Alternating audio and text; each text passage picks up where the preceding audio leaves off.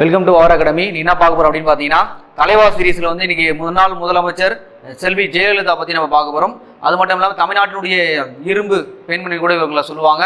புரட்சி தலைவி எல்லாராலும் அம்மா என்று அறியப்பட்டவரை பற்றி நம்ம அவங்க கொண்டு வந்த திட்டங்கள், அது மட்டும் இல்லாமல் என்னென்ன விஷயங்கள் அட்மினிஸ்ட்ரேஷன் இவங்களை பற்றி கேட்பாங்கிற அளவுக்கு நம்ம பார்க்கலாம். சரிங்களா, உள்ள போல பாருங்க.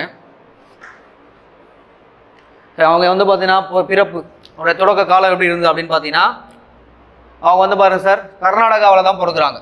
கர்நாடகா மாண்டியா மாவட்டத்தில் மேலுகோட்டா அந்த இடத்துல வந்து பிறந்திருக்காங்க. பிப்ரவரி 24, அதாவது 1948 பிப்ரவரி 24. இந்த பிப்ரவரி 24 தினமானது இப்போது என்ன அனுசரிக்கப்படுகிற எக்ஸாம்பிள் கேட்டிருக்காங்க. பெண்கள் பாதுகாப்பு தினமா, பெண் குழந்தைகள் பாதுகாப்பு தினமாக அனுசரிக்கப்படுகிறது. ரொம்ப முக்கியமான விஷயம், பெண் குழந்தைகள் பாதுகாப்பு தினம். பெண் குழந்தைகள் பாதுகாப்பு தினமாக தற்போது வந்து பார்த்தீங்கன்னா அனுசரிக்கப்பட்டு வருகிறது. ஓகேங்களா, அது மட்டும் இல்லாமல் அவருடைய இயற்பெயர் என்ன அப்படின்னு பார்த்தீங்கன்னா கோமலவல்லி என்று தான் அவருடைய இயற்பெயர். அவங்க அப்பா அம்மா பேர் பாருங்க, ஜெயராம் மற்றும் வேதவல்லி. இவங்க கல்வி பயின்ற நிறுவனங்கள் சும்மா தெரிஞ்சு வச்சுக்கலாம். பிஷப் காட்டன் பெண்கள் உயர்நிலைப் பள்ளியில் வந்து பெங்களூரில் படிச்சிருக்காங்க. அது மட்டும் இல்லாமல் சர்ச் ஃபார் கான்வென்ட் சென்னையிலையும் படிச்சிருக்காங்க. ரெண்டு இடத்துலையுமே அவங்க படிச்சிருக்காங்க. அடுத்து பாருங்க, இவங்க பள்ளி படிப்பை முடித்த பிறகு இவங்க திரைப்படத்தில் நடிக்கலாம்னு சொல்லிட்டு முடிவு பண்ணிடுவாங்க. இவங்க நடித்த முதல் படம் என்பது வெண்ணிற ஆடை. 1965 முதல் தமிழ் படம் வெண்ணிற ஆடை என்பது. அவர் நடித்த கடைசி தமிழ் படம் என்பது 1980 நதியை தேடி வந்த கடல். 1980. அதுக்கடுத்து என்ன பண்ணுவாங்கன்னா, நம்ம வந்து அரசியலில் வருவாங்க. இந்த அரசியல் வந்து என்னென்ன விஷயங்கள் பொது வாழ்க்கையில் என்ன பண்ணியிருப்பாங்கன்னு நம்ம பார்க்கலாம். இவருடைய பொது வாழ்க்கையை நம்ம பார்க்கலாம். வந்து பார்த்தீங்கன்னா 1982 அனைத்து இந்திய அண்ணா திராவிட முன்னேற்ற கழகத்தில் வந்து பார்த்தீங்கன்னா ஜாயின் பண்ணுறாங்க. உறுப்பினராக ஜாயின் பண்ணுறாங்க. எம்ஜிஆரால் தொடங்கப்பட்ட அந்த கட்சி அனைத்து இந்திய அண்ணா திராவிட முன்னேற்ற கழகம் 1970 தொடங்கப்பட்டிருக்கும். அந்த கட்சியில் வந்து இவங்க உறுப்பினராக வந்து பார்த்தீங்கன்னா எப்போ ஜாயின் பண்ணுறாங்க, 1982 ஜாயின் பண்ணுறாங்க. அது மட்டும் இல்லாமல் இவங்க பாருங்க, 1982 கடலூரில் நடைபெற்ற கட்சி மாநாட்டில் பெண்ணின் பெருமை, அதாவது பெண்ணின் பெருமை எனும் தலைப்பில் ஆற்றிய உரையே இவருடைய முதல் அரசியல் மேடை. கடலூரில் தான் முதல்ல வந்து பேசுகிறாங்க அரசியல் மேடையில். அது மட்டும் இல்லாமல் முதலமைச்சர், அப்போது முதலமைச்சர் இருக்கக்கூடிய எம்.ஜி. ராமச்சந்திரன் வந்து கொண்டு வந்த அந்த மதிய உணவு திட்டம், அதாவது மதிய உணவு திட்டம்னு சொல்ற சத்து உணவு திட்டத்தை வந்து பார்த்தீங்கன்னா அதை பரப்புறதுக்கான எல்லா வேலைகளும் வந்து பார்த்தீங்கன்னா ஒரு நடிகை கிட்ட கொடுக்குறாங்க. ஜெயலலிதா அம்மா அந்த வேலைகள் பார்க்குறாங்க. அந்த விஷயம் திட்டத்தை தமிழ்நாட்டு ஃபுல்லாக பெரிய அளவில் பரப்பி எம்ஜிஆருக்கு நல்ல பேரும் கிடைக்குது. சரி, அதை பாருங்க. முதலமைச்சருடைய மதிய சத்து உணவு திட்டத்தின் உயர்மட்ட குழு உறுப்பினராக செல்வி ஜெயலலிதா நியமிக்கப்பட்டார். ரொம்ப முக்கியமான விஷயம், ஓகேங்களா, ஞாபகம் வச்சுங்க. அது மட்டும் இல்லாமல் 1984 இவர் மாநிலவை ராஜ்யசபாவுக்கு உறுப்பினராக தேர்வு செய்யப்படுகிறார். 1984 ராஜ்யசபா தேர்ந்தெடுக்கப்படுகிறார். 1987 டிசம்பர் 24 அன்னைக்கு பார்த்தா எம்.ஜி. ராமச்சந்திரன் இயற்கை எழுதிடுவார். அந்த கட்சியானது அனைத்து இந்திய அண்ணா திராவிட முன்னேற்ற கழகம் 2 அணிகளாக பிரிந்து போயிடும். அந்த 2 அணிகள் பாருங்க, ஜெயலலிதா தலைமையிலான அணி வந்து பார்த்தா ஜே அணி என்றும், ஜானகி ராமச்சந்திரன் தலைமையில் வந்து பார்த்தா ஜானகி அணின்னு சொல்லிட்டு பிரியும். அப்போ ஜெயலலிதா அணி ஜானகி 2 கட்சி 2 இதுவாக பிரிஞ்சு போச்சு கட்சி. அது மட்டும் இல்லாமல் அடுத்து என்ன விஷயம் நடக்குது பாருங்க. அடுத்து வந்து 1989 எலெக்ஷன் நடக்குது. அந்த எலெக்ஷன் வந்து நீங்கள் 2 பேருமே வந்து போட்டி போட்டிருப்பாங்க. அதில் வந்து பெரும்பான்மையான ஓட்டுகள் வந்து யார் வாங்கியிருப்பாங்கன்னா செல்வி ஜெயலலிதா அம்மா வாங்கியிருப்பாங்க. அது மட்டும் இல்லாமல் நிறைய இடத்துல ஒரு சட்டமன்ற இடங்களில் கூட நிறைய இடத்துல வின் பண்ணியிருப்பாங்க. அதனால சரி, கட்சியினுடைய ஆதரவு என்பது ஜெயலலிதா இருக்குன்னு சொல்லிட்டு ஜானகி அம்மா வந்து பார்த்தீங்கன்னா விலகிடுவாங்க அந்த இதில் இருந்து, அணியிலிருந்து. உடனே என்ன பண்ணால் 2 கட்சியுமே ஒன்றா சேர்ந்து அரசியல் பிரவேசம் பண்ணுவாங்க. அதான் சார் இங்கே பண்ணியிருக்காங்க. அங்கே பாருங்க, 1989 சட்டமன்ற தேர்தல் முடிவுகள் வெளியானது. ஜெயலலிதா தலைமையிலான ஜே அணி ஆனது செல்வாக்கு உடையது என உறுதியானது. அதனால் 2 அணிகளும் ஒன்றாகப்பட்டு அண்ணா திராவிட முன்னேற்ற கழகம், அதாவது அனைத்து இந்திய அண்ணா திராவிட முன்னேற்ற கழகம் திருப்பி உருவாகுது. அது மட்டும் இல்லாமல் 1989 எலெக்ஷனில் நம்ம வந்து முதல்ல எங்க எம்எல்ஏவா நின்று ஜெயிக்கிறாங்க அப்படின்னு பார்த்தீங்கன்னா போடி நாயக்கனூர் தொகுதியில் வெற்றி பெற்று சட்டமன்றத்துக்கு போகிறாங்க. அதுவும் பார்த்தீங்கன்னா எதிர்கட்சி தலைவராக போகிறாங்க. சரிங்களா, ரொம்ப முக்கியமான விஷயம். லெஜிஸ்லேட்டிவ் அசம்பிளியில் வந்து பார்த்தீங்கன்னா ஒரு ஆப்போசிஷன் லீடராக வந்து பார்த்தீங்கன்னா கருணாநிதி அங்கே இருக்கார் முதலமைச்சராக. அது எதிர்கட்சி தலைவராக வந்து பார்த்தா ஜெயலலிதா அம்மா போகிறாங்க. அது மட்டும் இல்லாமல் ஒரு எந்த தொகுதியிலிருந்து ஜெயிச்சாங்க கூட எக்ஸாம்பிள் கேட்கலாம். போடிய நாயக்கனூர் முதல்ல ஃபர்ஸ்ட் ராஜ்யசபாவில் இருந்துருக்காங்க. அடுத்து பாருங்க, இந்த விஷயம் நான் போடுச்சிங்க. அடுத்து இவங்க ஆட்சிக்கு வராங்க. திருப்பி எலெக்ஷன் நடக்குது. 1989 91 வரைக்குமே கலைஞருடைய ஆட்சி நடக்கும். சில காரணால் கலைஞருடைய ஆட்சியானது கலைக்கப்பட்டது அப்புறமா ஒரு எலெக்ஷன் நடக்கும் 1991. அந்த எலெக்ஷனில் பாருங்க, 1991 வெற்றி பெற்று இவருடைய தலைமையிலான கட்சி வந்து ஒரு முதலமைச்சர் ஆவார். பாருங்க, 1991 ஜூலை 24 அன்னைக்கு முதலமைச்சர் ஆவார். இவர் தமிழ்நாட்டினுடைய 2வது பெண் முதலமைச்சர். முதலாவது வந்து யார் அப்படின்னு பார்த்தீங்கன்னா ஜானகி ராமச்சந்திரன். 2வது இவங்க. ஆனால் மக்களால் தேர்வு செய்யப்பட்டவர் யார் அப்படின்னு பார்த்தீங்கன்னா நம்முடைய செல்வி ஜெயலலிதா அம்மையார் தான் வந்து மக்களால் தேர்ந்தெடுக்கப்பட்டவர். இது வந்து பார்த்தீங்கன்னா எம்ஜிஆர் வந்து இறந்து போனதுக்கு அப்புறம் அவருடைய மனைவிக்கு வந்து அந்த பதவியானது வரும். சரிங்களா, அது ஞாபகம் வச்சுங்க. அப்போ இவங்க எப்போ முதல்ல சிஎம் வராங்க பாருங்க, 1991 அந்த எலெக்ஷன் தான் ஜெயிச்சு உள்ள வராங்க. அது மட்டும் இல்லாம இந்தியாவிலே வந்து பாருங்க இன்னும் ஏகப்பட்ட விஷயங்கள் வந்து பண்ணியிருக்காங்க பாருங்க. இந்தியாவிலேயே முதல்ல பாருங்க தமிழ்நாடு சீருடை பணியாளர் தேர்வு குழுமத்தை உருவாக்குறது யார்? இவங்க தான். TNUSRB வந்து முதல்ல உருவாக்குறது 1991. இந்தியாவிலேயே முதல்ல அந்த நிதியில வந்து யூஸ் பண்ணி காவல் படை பிரிவு வந்து உருவாக்கப்பட்டது யாருன்னா இவருடைய ஆட்சி காலத்தில். ரொம்ப முக்கியமான விஷயம். சரிங்களா, அது மட்டும் இல்லாம உதவி ஆய்வாளர் பதவி, காவலர் பதவி போன்ற பதவிகளுக்கு தகுதியான நபர்கள் போட்டி தேர்வு மூலமாக தேர்ந்தெடுக்கப்பட்டனர். அப்போ அதுக்கு முன்னாடி வந்து பார்த்தீங்கன்னா ஏகப்பட்ட சில விஷயங்கள் ஊழல் மாதிரி நடந்து சில விஷயங்கள் நடந்திருக்கு.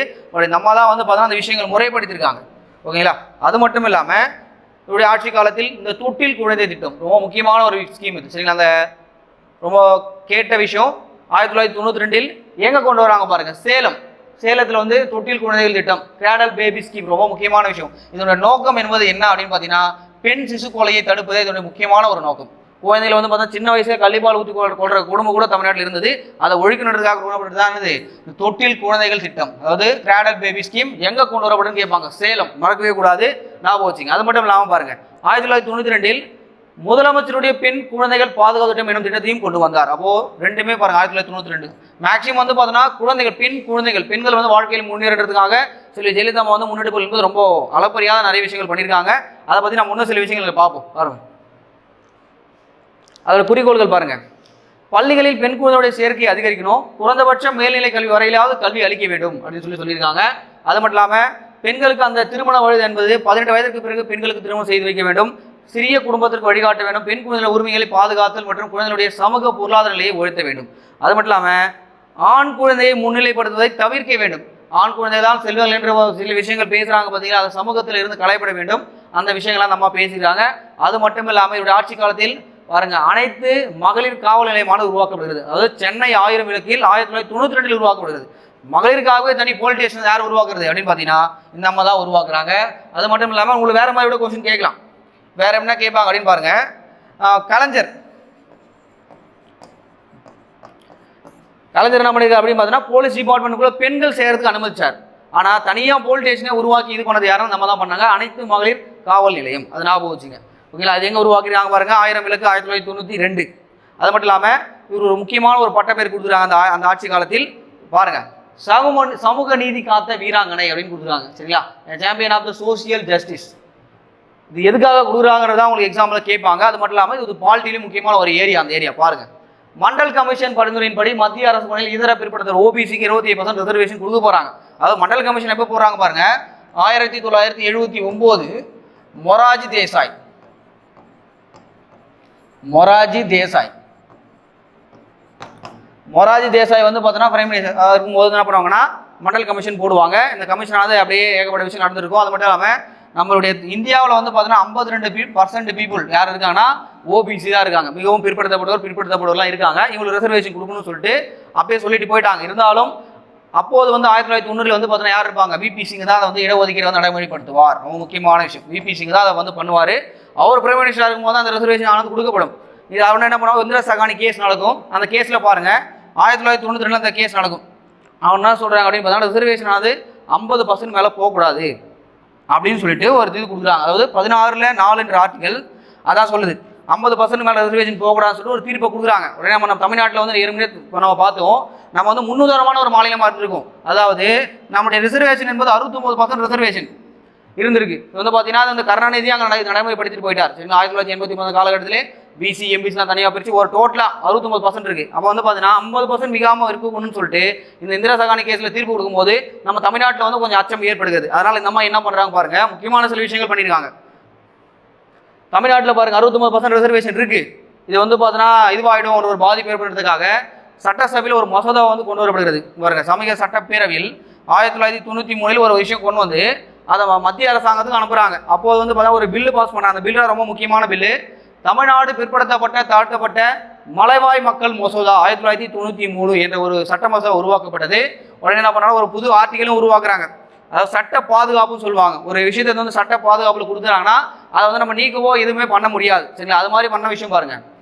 31C என்ற ஆர்டிகல் ரொம்ப முக்கியமானது, ஞாபகம் வச்சுங்க. குறிப்பிட்ட வழிகாட்டும் கொள்கையை சட்டமாக பாதுகாப்பது ஆகும் அப்படின்னு சொல்றாங்க. அது மட்டும் அடிப்படை உரிமை. அது 31C என்பது ஒரு அடிப்படையான ஒரு உரிமை.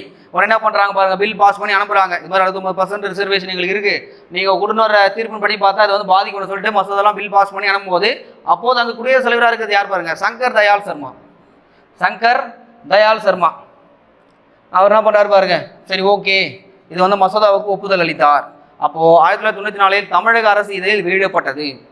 அப்போ கான்ஸ்டியூஷன் வந்து பாருங்க ரொம்ப முக்கியமான ஒரு விஷயம் பண்ணியிருக்காங்க. தமிழ்நாடு சட்டம் ஆக்ட் 1945 தமிழ்நாடு சட்டம் 45/94 வந்து அட்டவணை 9வது அட்டவணையில இது பண்ணிட்டாங்க. உங்களுக்கு தெரியும் 9வது அட்டவணை வந்து 1957 முதல் சட்டத்திற்கு உருவாக்கப்பட்டது. அதில் எதுனா இது பண்ணி ஒரு சட்டத்தை வைக்கிறோம் அப்படின்னு பார்த்தீங்கன்னா அதுல வந்து எந்த ஒரு மேல்முறையும் பண்ண முடியாது, அதை நீக்கும் பண்ண முடியாது. அதனால ஒரு இது என்ன பண்றாங்கன்னா 9வது அட்டவணையில் அதை பண்றாங்க. அது மட்டும் இல்லாம ஒன்றும் பாருங்க, அந்த 9வது அட்டவணையில் இடம்பெறும் சட்டங்கள் நீதிமன்றம் விசாரிக்க இயலாததான் ரொம்ப முக்கியமான விஷயம். இது மாதிரி விஷயங்கள் அவங்க பண்ணியிருக்காங்க. சரிங்களா? அப்போ அது மட்டும் 9வது அட்டவணையானது முதல் சட்ட திருத்தம் 1959 உருவாக்கப்பட்டது. தமிழ்நாடு சட்டம் 45 1994 இது மறக்கவே கூடாது. 76வது சட்ட திருத்தம் 1994. இந்த மாதிரி ஒரு விஷயத்தை கொண்டு வந்ததுக்கு அப்புறமா தான் நமக்கு 60% ரிசர்வேஷன் ஆகுது இங்கே நிலைநிறுத்தப்பட்டது. சரிங்களா? இதெல்லாம் வந்து வேகப்பட்ட பாதிப்பு நடந்திருக்கும். அப்போ இது மாதிரி விஷயங்கள்லாம் பண்ணி நம்ம ரிசர்வேஷன் வந்து பாதுகாத்ததுனால பாருங்க, நம்முடைய திராவிட கழகத்தினுடைய தற்போது தலைவர் யாரு, கி வீரமணி தான் இருக்காரு. அவர் என்ன சொல்லி பாருங்க, செல்வி ஜெயலலிதா அம்மையாரை சமூக நீதி காத்த வீராங்கனை என்ற ஒரு பட்டத்தை கொடுத்துருக்காங்க. அப்போ தமிழ்நாட்டில் 60% ரிசர்வேஷன் யாருடைய ஆட்சி காலத்திலே பண்ணியிருக்காங்க. பட் இருந்தாலும் அது பறி போயிடுமோன்றதுக்காக ஏகப்பட்ட பில் பாஸ்லாம் வந்து பாஸ் பண்ணி ஏகப்பட்ட ஒரு சட்டஸ்டிகள்லாம் சந்தித்து நம்ம இடஒதுக்கீடு வாங்கி கொடுத்துருக்காங்க. அதனால என்ன சொல்லியிருக்காங்க பாருங்க, சமூக நீதி காத்த வீராங்கனை என்று திராவிட கழகத்தினுடைய தலைவர் கி வீரமணி வந்து சொல்லியிருக்காங்க. சரிங்களா? இது ஞாபகம் வச்சுங்க. அடுத்து பாருங்க சார், இன்னும் வந்து பார்த்தீங்கன்னா இவங்க நிறைய பெண் குழந்தைகளை நிறைய விஷயங்கள் பண்ணியிருக்காங்க. அதை பார்ப்போம்.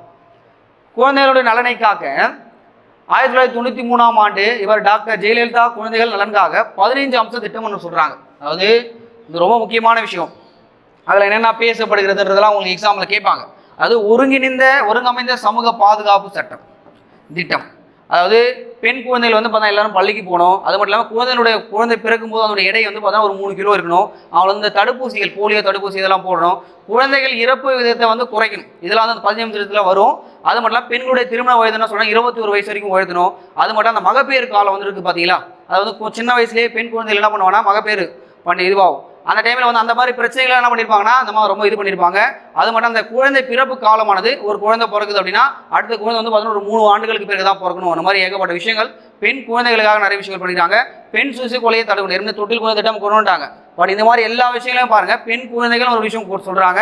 அதே போல ஆண் குழந்தைகள் பிறப்பு தான் வந்து சமூகத்தினுடைய முன்னேற்றம்னு சொல்லிட்டு சில கிராமத்தில் இருந்தக்கூடிய சில விஷயங்கள் இவங்க தான் போக்கியிருக்காங்க. சரி, அது மட்டும் இல்லாமல் பெண்கள் அரசாங்க வேலைக்கு போகணும், காவல் நிலையம் கூட உருவாக்கிட்டு இது மாதிரி எல்லா விஷயமே பெண் குழந்தைகளுக்கான எல்லா விஷயங்களும் கொண்டு வந்ததுனால தான் இவங்களுடைய தினமானதுனா சொல்லியிருக்கேன் நான், பெண் குழந்தைகள் பாதுகாப்பு தினமாக கொண்டாடப்படுகிறது. ஓகேங்களா? அது மட்டும் இல்லாமல் இங்கே பாருங்க, தமிழ்நாடு மாநில மகளிர் ஆணையம் 1993 அமைக்கப்பட்டது. பாருங்க, அப்போ எக்ஸாம்பிள் நீ எதனா வந்து மகளிர்களை பற்றி கேட்டாவே நீ மேக்ஸிமம் என்ன பண்ணலாம், ஜெயலலிதா வந்து பார்த்தீங்கன்னா ஒரு ஆப்ஷனாக நீங்கள் இது சூஸ் பண்ணலாம். ஓகேங்களா?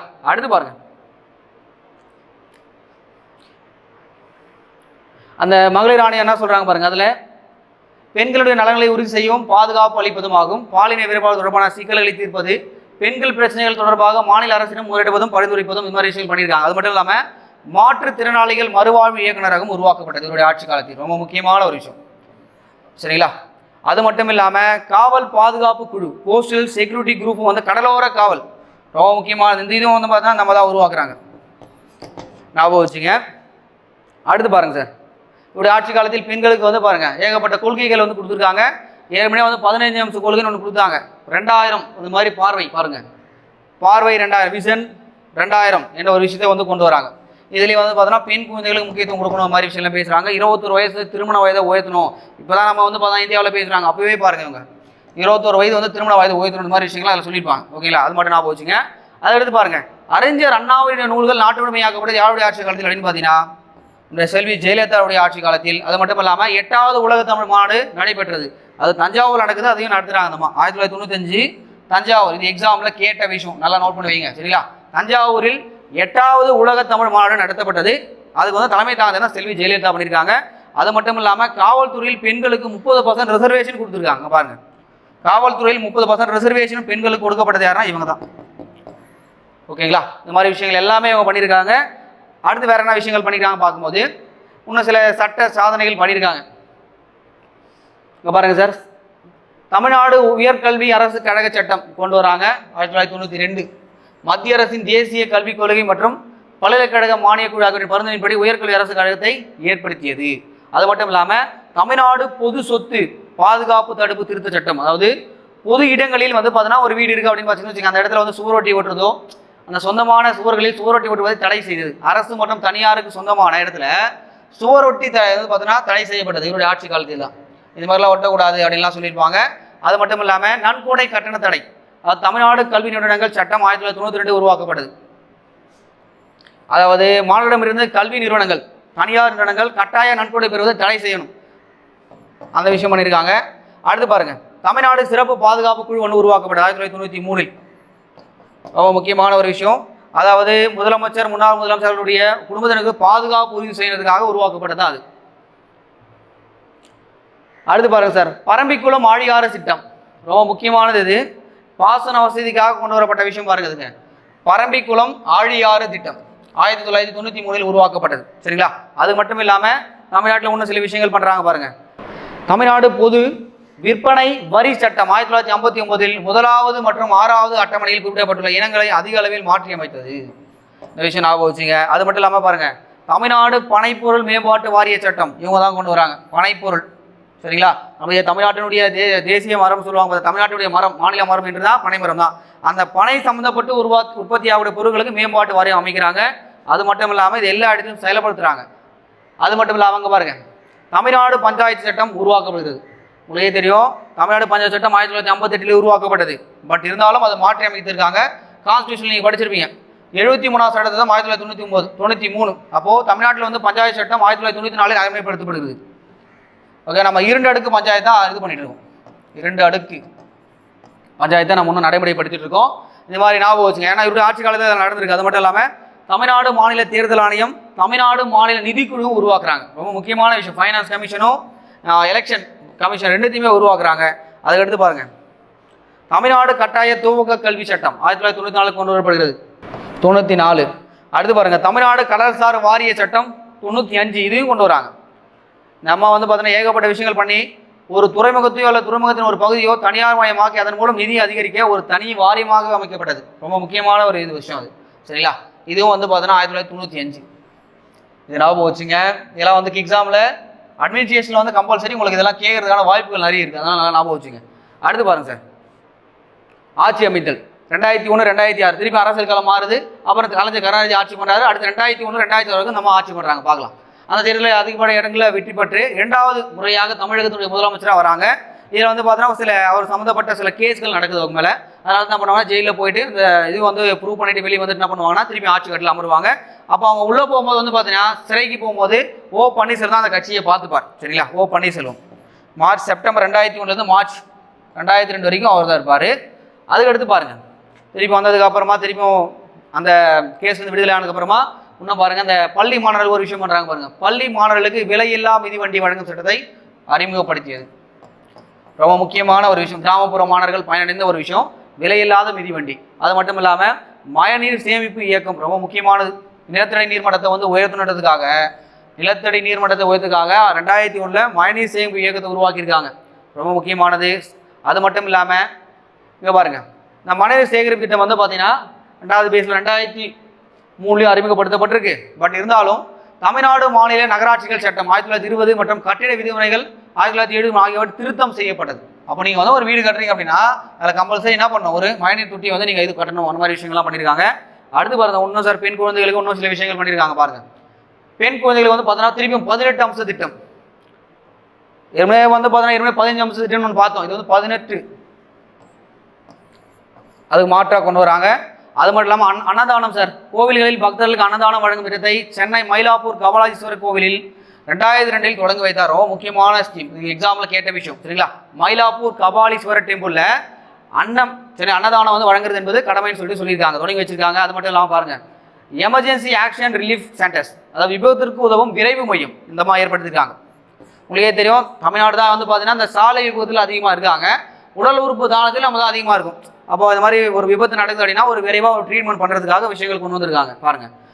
ஸோ அடுத்து இவருடைய ஆட்சி காலத்தில் பாருங்க சார் புதிய அண்ணா மறுமலை திட்டமானது கொண்டு வரப்படுகிறது. இது மூலமாக என்ன பண்ணாங்கன்னா அதிக அளவில் வேளாண் வணிக பிரிவானது தொடங்கப்பட்டது. அக்ரி பிசினஸ் யூனிட்டை வந்து பார்த்தீங்கன்னா நிறைய இடத்துல தொடங்குறாங்க. அது மட்டும் இல்லாமல் புதிய வீராணா திட்டம், ஏற்கனவே வீராணா திட்டமானது அறிஞர் அண்ணா பேரறிஞர் அண்ணாவால் கொண்டு வரப்பட்டது. அது நம்ம என்ன பண்ணுறாங்க பாருங்க, திருப்பி 2004 வந்து நிறைவடையப்படுகிறது சட்டம். 2003 போட்டு 2004 வந்து நிறைவடைஞ்சப்பட்டது. பட் இருந்தாலும் அது எங்கே இருக்குன்னு எக்ஸாம்பிள் கேட்பாங்க. வீராணை ஏரி என்பது எங்கே இருக்குன்னா கடலூர் மாவட்டம் காட்டு மன்னார் கோவில் அருகே உள்ள நாட்டார் மங்கலம் அந்த இடத்துல இருந்து பார்த்தீங்கன்னா சென்னைக்கு குடிநீர் கொடுக்கணும். தான் வீர நாராயணபுரம் சொல்லுவாங்க ஏரி, அதான் வீராணம் அப்படின்னு சொல்லுவாங்க. திட்டத்து பேர் இது வந்து 10ஆம் நூற்றாண்டில் உருவாக்கப்பட்டது. யார் உருவாக்குனாங்க அப்படின்னு பார்த்தீங்கன்னா ராஜாத்திய சோழன் வந்து உருவாக்கியிருக்காரு. அது மட்டும் இல்லாமல் வீராணம் ஏரிக்கான நீரானது கொள்ளிடம் ஆற்றிலிருந்து வடவார் ஆற்றின் வழியாக வருகிறது. ஞாபகம் வச்சுக்கலாம் சார், ஒரு மெயின்ஸில் கூட கேட்கலாம் இந்த வீராணம் ப்ராஜெக்ட் பற்றி சொல்கிறாங்க அப்படின்னா இந்த அளவுக்கு நீ டீட்டெயிலாக கொடுத்தா தான் அங்கே வந்து நல்லா மார்க்கை ஸ்கோர் பண்ண முடியாது. ஞாபகம் வச்சுங்க சார். அடுத்து சார் திருப்பியும் பாருங்க சார், இந்த வீராணம் ஏரியானது அறிஞர் அண்ணாவால் தொடங்கப்பட்டது. பட் இருந்தாலும் கலைஞர் கருணாநிதி அவர்களால் இது வந்து பாதியிலே கைவிடப்பட்ட ஒரு விஷயம். நம்ம திருப்பி அதை பண்ணி ரொம்ப பெருசாக சக்ஸஸ்ஃபுல்லாக பண்ணியிருக்காங்க, அதை ஞாபகம் வச்சுங்க. அது மட்டும் இல்லாமல் திருப்பியும் புதிய தொழிற்கொள்கையை உருவாக்குறாங்க. அதாவது தமிழ்நாடு நியூ இண்டஸ்ட்ரியல் பாலிசி 2003 உருவாக்குறாங்க. அந்த ஸ்கீம் ஞாபகம் வச்சு 2003. அதுக்கடுத்து பாருங்க 2003 வருஷமே இந்தியாவிலே முதல் மாநிலமாக காவல் பட்டாலியன் போர்ஸ் வந்து பார்த்தீங்கன்னா பிரிவில் பெண்கள் மட்டுமே உடைய தலைமை பண்பு, பெண்களும் வந்து பார்த்தீங்கன்னா தலைமை பதவிக்கு வர வேண்டும் என்று கொண்டு வரப்பட்ட ஒரு விஷயம். ஆனால் தற்போது வந்து பெண்கள் வந்து இந்த பட்டாலியன் பிரிவில் வந்து இல்லாமல் போயிட்டாங்க. சரிங்களா? பட் இருந்தாலும் பெண்கள் வந்து தலைமை வகிக்கின்றதுக்காக நம்ம அந்த மாதிரி விஷயங்கள் பண்ணியிருக்காங்க. அது மட்டும் இல்லாமல் பாருங்க சார், திருப்பியும் நமது கிராம திட்டம், அதாவது கிராமத்தினுடைய உள்கட்டமைப்பு வசதிகளை மேம்படுத்துறதுக்காக கொண்டு வரப்பட்டதான் நமது கிராம திட்டம். இதன் மூலம் கிராமத்தினுடைய சாதனை அடிப்படையாக கொண்டு அந்த கிராமத்துக்கு அரசின் உதவியானது அளிக்கப்படும். அவன் அந்த கிராமம் எதனா ஒரு சாதனை பண்ணுறாங்க அப்படின்னு பார்த்தீங்கன்னா அதுக்கான நம்ம வெகுமதி நம்ம கொடுக்கலாம். அந்த மாதிரி விஷயங்கள்லாம் பண்ணியிருக்காங்க. அதை எடுத்து பாருங்கள், அந்த ஸ்கூலில் அந்த கிராமத்தில் இருக்கக்கூடிய பள்ளிக்கூடத்தில் 100% மாணவர்கள் சேர்க்க இருக்கணும், குழந்தை இறப்பு விதம் கம்மியாக இருக்கணும், பெண் சிசுக்குள்ளே அங்கே ஒழிச்சிருக்கணும், வறுமை குறைப்பு, கிராம இதெல்லாம் இருந்துச்சு அப்படின்னா அவங்களுக்கு வந்து பார்த்தா ஒரு விருது மாதிரி கொடுக்கலாம்னு சொல்லி நம்ம பிளான் பண்ணியிருக்காங்க. இந்த மாதிரி விஷயங்கள் நடந்திருக்கு, இதை ஞாபகம் வச்சுங்க. சரி, அடுத்து வந்து பாருங்கள், ரொம்ப முக்கியமான ஒரு விஷயம். என்னுடைய ஆட்சி காலத்தில் லாட்ரி சீட்டு விற்பனை தடை விதிக்கப்பட்டது. ரொம்ப முக்கியமானது லாட்ரி சீட்டு, லாட்ரி சேல்ஸு, இதை வந்து தடை பண்ணியிருக்காங்க. அது மட்டும் ரொம்ப முக்கியமான ஒரு ஆப்ரேஷன் பாருங்கள், குக்கூன் நடவடிக்கை, அதாவது பட்டுப்பூச்சி ஆப்ரேஷன் சொல்லுவாங்க, பட்டுப்புழா அப்படின்னு சொல்லுவாங்க. குக்கூன் நடவடிக்கை என்பது என்ன சொல்லுவாங்கன்னா, காட்டில் தலைமறைவாக இருந்த வீரப்பனுடைய செயல்பாடுகள் முடிவுக்கு கொண்டு வரப்படும். அதாவது வீரப்பன் என்ன பண்ண சுட்டு கொண்டு இருப்பாங்க. பட் இருந்தாலும் அதுக்கு வந்து தலைமை தேடுதல் பிரிவில் வந்து யார் இருந்திருக்காரு பாருங்க, ஸ்பெஷல் டாஸ்க் ஃபோர்ஸ் வந்து யார் இருந்திருக்காங்கன்னா கே விஜயகுமார் இருக்கான். அப்போ ஜெயலலிதாவுடைய ஆட்சி காலத்தான் வீரப்பனானது பார்த்தீங்கன்னா கொல்லப்படுகிறார். அவர் வந்து தேடி பிடிக்கிறதுக்கான ஆப்ரேஷன் பேர் கேட்பாங்க, குக்கூன் நடவடிக்கை, ஞாபகம் வச்சுங்க. அது மட்டும் இல்லாமல் குழந்தை பேருடைய முதல் எழுத்தில் தாய் பேரையும் பயன்படுத்தலாம் என்ற சட்டத்தை இயற்றியவர் யாருன்னா இவர் தான். சரி, நம்ம இன்சியல் போடுவோம், மேக்ஸிமம் வந்து அப்பாவோட இன்சியல் தான் போடுவோம். நீங்கள் வந்து அம்மாவோட இன்சியல் கூட போடலான்ற மாதிரி சட்டங்களை ஏற்றிருக்காங்க நம்ம பாருங்க. அப்போ பெண்களுக்கு என்னென்ன ஒரு முன்னுரிமையில நம்ம கொடுத்துருக்காங்கன்றதை பாருங்க. சரி, அடுத்து 2004 தமிழகத்தில் சுனாமி தாக்கியது உங்களுக்கே தெரியும், ரொம்ப ஒரு மோசமான ஒரு நிகழ்வு. சரிங்களா? டிசம்பர் 26, 2004 தாக்கப்பட்டது. அப்போ அந்த மக்களுக்கு வந்து பார்த்தீங்கன்னா ஒரு துயர நீக்கிறதுக்காக சேவிங் கம் ரிலீஃப் ஸ்கீம் வந்து கொண்டு வரப்படுகிறது. சேமிப்பு வழி துயர் துடைப்பு திட்டம் அவங்களுக்கு. அது மட்டும் இல்லாமல் உலக வங்கியுடன் இணைந்து economic growth and property alleviation என அறிக்கையும் 5 கொள்கை குறிப்புகளை கொண்டது. வேர்ல்டு பேங்கோட ஹெல்ப்போட அந்த விஷயங்கள்லாம் அவங்க பண்ணுறாங்க. இது ஞாபகம் வச்சுங்க. எக்ஸாம்பிள் கேட்பாங்க, யாரோட வந்து முதலீடு பண்ணாங்கிற மாதிரி கேட்பாங்க, அதை ஞாபகம் வச்சுங்க. ஸோ அடுத்து பாருங்க, இதர சாதனைகள்லாம் பண்ணுறாங்க. தமிழ்நாடு புகைப்பிடித்தல் மற்றும் எச்சில் துப்புதல் தடை சட்டம், பொது இடங்களில் இதெல்லாம் பண்ணக்கூடாது இருக்கா 2002 ஒரு சட்டம் கொண்டு வரப்படுகிறது. அது மட்டும் இல்லாமல் திருப்பி பாருங்க, சட்டமன்ற உறுப்பினர் தமிழ்நாடு நகராட்சி சட்டம் 2002 சட்டமன்ற உறுப்பினரோ அல்லது நாடாளுமன்ற உறுப்பினரோ மாநகராட்சி நகராட்சி பேரூராட்சி போன்ற அமைப்புகளுடைய தலைவர்களுடைய பதவிகளுக்கு போட்டியிடுவதை தடை செய்வது ரொம்ப முக்கியமான ஒரு சட்டம். அது பாருங்க சார், திருப்பியும் நிலத்தடி குடிநீர் திருத்த சட்டம் கொண்டு வரப்படுது 2002. பாருங்க, ஏகப்பட்ட முன்னுதாரணமான நிறைய விஷயங்கள் இவங்க பண்ணியிருக்காங்க, அதை ஞாபகம் வச்சுங்க. சரிங்களா? அது மட்டும் இல்லாமல் நிலத்தடி மழைநீர் சேகரிப்பு திட்டம் வந்து படிச்சோம், அதை ஞாபகம் வச்சுங்க. ஸோ அடுத்து ரொம்ப முக்கியமான விஷயம், திறந்த நிலை பல்கலைக்கழகம் சொல்லுவாங்க. அதாவது திருவள்ளூர் பல்கலைக்கழகம், திருவள்ளூர் பல்கலைக்கழகம் எங்கே இருக்குன்னா வேலூரில் இருக்குது, சேர்க்காடு. அந்த வந்து பார்த்தீங்கன்னா கொண்டு வரப்பட்டது யாரும் இவருடைய ஆட்சி காலத்தில் கொண்டு வரப்பட்டது. அப்போது சேர்க்காடு திருவள்ளூர் பல்கலைக்கழகம், சேர்க்காடு வேலூர் ஞாபகம் வச்சுங்க, உருவாக்கப்பட்டது. அது மட்டும் இல்லாமல் இந்த தொலைதூர கல்விகள், அதாவது திறந்த நிலை பல்கலைக்கழக சட்டம் 2002 கொண்டு வரப்பட்டது. அவங்க எங்கே இருந்தாலும் வந்து பார்த்தா இதை படிக்கலாம், அந்த மாதிரி விஷயம் இவங்க தான் கொண்டு வந்திருக்காங்க. ஓகேங்களா? அதை ஞாபகம் வச்சுங்க. எந்த நபரும் எந்த காலத்திலும் எந்த பகுதியிலிருந்தும் கல்வி கற்கலாம் அப்படின்னு கொண்டு வந்திருக்காங்க. அது மட்டும் இல்லாமல் இந்த பல்கலைக்கழகமானது தமிழ்நாட்டிலே முதல் முறையாக தகுதி புள்ளியை அடிப்படையாக கொண்ட ஒரு பாட புத்தகங்களை வெளியிட்டது. அப்போது இந்த திறந்த நிலை பல்கலைக்கழக சட்டம் 2002 இது வந்து மறக்கக்கூடாது, ரொம்ப முக்கியமான ஒரு இது சட்டம். ஓகேங்களா? சார் அடுத்து வேற என்ன சார் பண்ணிருக்காங்கன்னு பார்ப்போம். தமிழ்நாடு கட்டாய மதமாற்ற தடை சட்டம் 2002 ரொம்ப முக்கியமான ஒரு விஷயம்.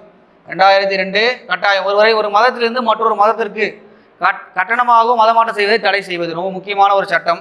பெண்கள் துன்புறுத்துவதை அதை தடுக்கும் சட்டம் 2002. அதாவது தமிழ்நாடு கேலி செய்வதை தடுக்கும் சட்டம் 1998 போட்டிருக்காங்க. தமிழ்நாடு கேலி செய்வதை தடுக்கும் சட்டம். அதை திருத்தம் பண்ணி என்ன பண்ணிருக்காங்கன்னா பெண்களுக்கான துன்புறுத்தலேருந்து பார்த்தீங்கன்னா பெண்களை பாதுகாத்துருக்காங்க. அது மட்டும் இல்லாமல் மின்சாரத்தில் பாருங்கள், தமிழ்நாடு மீன் விநியோகம் அல்லது நுகர்வு வரி சட்டம் 2003 கொண்டு வரப்படுகிறது. ஸோ அது மட்டும் இல்லாமல் ஏற்கனவே 2 சட்டங்கள் நீக்கிறாங்க. நம்ம மின்சார வாரியம் தனியாக இருந்துட்டு போட்டோம். இப்போ பிரிட்டிஷ் ஆட்சிகளை கொண்டு வரப்பட்ட அந்த தமிழ்நாடு மின்சார வாரிய சட்டம் 1939, தமிழ்நாடு மின்சார அல்லது வரி அல்லது நுகர்வு சட்டம் 62 இது ரெண்டுமே நீக்கியது யாரும் அந்த அம்மா நீக்கிட்டு புதுசாக ஒரு விஷயத்தை இவங்க அந்த கொண்டு வராங்க. அதை ஞாபகம் வச்சுங்க. அது மட்டும் இல்லாமல் மின்சாரத்துறையில் இருந்த குறைபாடுகள் வந்து நீக்கப்பட்டது. சரிங்களா? அவருடைய ஆட்சி காலத்தில் மின்மிகை மாநிலமாக தமிழ்நாடு உருவானது. தமிழ்நாடு நிதிசார் பொறுப்பு சட்டம் 2003 கொண்டு வராங்க. அதுக்கடுத்து ரொம்ப முக்கியமான ஒரு சில விஷயங்கள் பண்ணுறாங்க பாருங்க, இந்த டாஸ்மாக். ஓகே சார், அடுத்து பாருங்க ரொம்ப முக்கியமான ஒரு விஷயம் பண்ணுறாங்க பாருங்க, தமிழ்நாடு மதுவிலக்கு சட்டம் 2003. அதாவது 2003 வந்து ஒரு விஷயத்தை கொண்டு வராங்க அவங்க. டாஸ்மாக்ல அந்த TASMAC Tamil Nadu state marketing corporation limited இதுவை வந்து உருவாக்கி மது வகை விற்பனை செய்யும் உரிமை பெற்றது. இது மூலம் தனியாருடைய ஆதிக்கமானது முற்றிலுமாக ஒழிக்கப்பட்டது. இது வந்து பார்த்தீங்கன்னா தமிழ்நாட்டில் மது விலக்குன்னு கொண்டு வரப்பட்டது ராஜாஜியுடைய ஆட்சி காலத்தில். 1970 கலைஞருடைய ஆட்சி காலத்தில் மீண்டும் வந்து மது விலக்கு என்ன பண்ணுவாங்க, ரத்து செஞ்சுட்டு அரசாங்கம் எடுத்து நடக்கிற மாதிரி பண்ணிப்பாங்க. ஏன்னா என்ன விஷயம், மது ஆனது கள்ள சந்தையில நிறைய விற்பனை ஆகுதுன்ற மாதிரி விஷயம் அவர் பண்ணியிருப்பாரு. இந்த அம்மா வந்து என்ன பண்ணிருக்காங்க பாருங்க, தனியாரோட ஆதிக்கம் இதில் அதிகமாக இருக்குது அப்படின்ற மாதிரி விஷயம் பண்ணி பாருங்க, இவங்க தனியாக ஒரு டாஸ்மாக்ன்ற ஒரு விஷயத்தை இவங்க உருவாக்கியிருக்காங்க. அடுத்து பாருங்க சார், 1956 ஏற்படுத்தப்பட்டது எல்லாம் கொடுத்துருக்காங்க. எல்லாம் ஞாபகம் வச்சுங்க சும்மா சிம்பிளா. அடுத்து ரொம்ப முக்கியமான ஒரு சட்டம், தமிழ்நாடு வேளாண்மை வருமான வரி சட்டம் 1955 நீக்கம் செய்யப்பட்டது. நம்ம என்ன பண்ணால் திருப்பி 2004 ஒரு சட்டத்தை கொண்டு வந்துட்டாங்க. சரிங்களா? இது வந்து பார்த்தீங்கன்னா அக்ரிகல்ச்சர் டிபார்ட்மெண்ட்டே ரொம்ப முக்கியமான ஒரு சட்டம். அது 2004, அது ஞாபகம் வச்சுங்க. அது மட்டும் இல்லாமல் தமிழ்நாடு உடற்கல்வியியல் மற்றும் விளையாட்டு பல்கலைக்கழக சட்டம்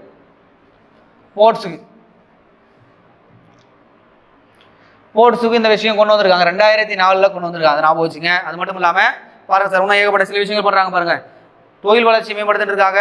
தமிழ்நாடு சிறப்பு பொருளாதார மண்டலங்கள் 2005 ஸ்பெஷல் எக்கனாமிக் ஜோன் அப்படின்னு சொல்லுவாங்க. பார்த்தீங்களா? 2005 உருவாக்கப்படுகிறது. சிறப்பு பொருளாதார மண்டலங்கள் உருவாக்கப்படுகிறது. அடுத்து பாருங்க சார், திருப்பி நான் வந்து ஆட்சி மாறுது.